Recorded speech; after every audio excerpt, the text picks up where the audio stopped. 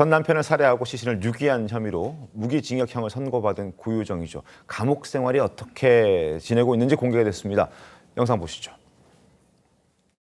고유정은 남편을 죽였잖아요. 처음에 많이 왕따를 당했대요. 사람들이 침뱉고 막 이런대요. 머리끄댕이 잡고 막. 운동하는데 흙도 던져버리고 그러죠, 몰래.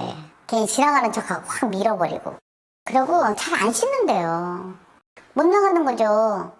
안 나가면은 찬물로 씻어야 되는데 찬물은 추우니까 못 씻는 거고. 나중에는 욕을 하더래요. 야 그만하라고 이 막 이러더래요. 그래갖고 방 사람들도 놀랬대요. 욕을 하니까.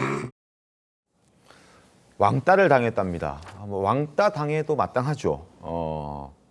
같은 재소자들이 침도 뱉고 또 머리채도 잡고 흙도 던지고 밀어버리고 씻지도 못하게 못 나가게 하고 어쨌든 굉장히 불편하게 생활하게끔 주변 사람들이 괴롭히고 있다는 건데 실제 감옥에서 이런 일들이 많이 벌어지나요, 장재민 변호사님?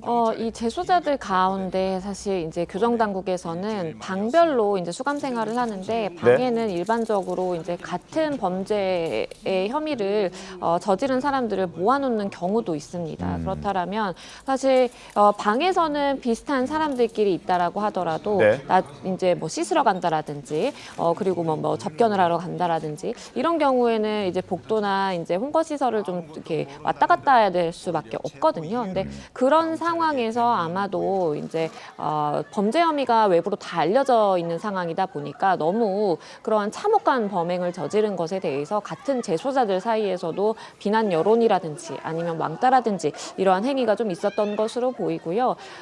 일단 재소자들 사이에서 인정할 만큼 굉장히 참혹한 범죄를 저질렀다라는 것은 좀 확인되는 사실 같습니다. 그 안에서도 레벨이 이렇게 나뉜다고 하더라고요. 이게 어떤 형의 범죄를 저지르고 들어왔는지에 따라서 처우도 좀 달라지는 것 같은데 이렇게 괴롭힘이 계속되다 보니까 고유정도 결국 참지 못하고 한마디 했다면서요. 네, 함께 재소했던 이 A 씨에 따르면은요, 네.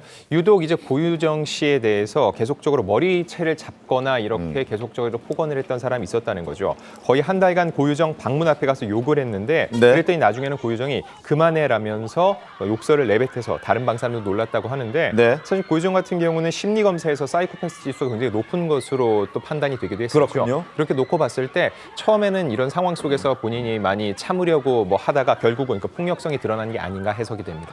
알겠습니다. 자, 고유정 씨, 고유정 씨도 아니죠.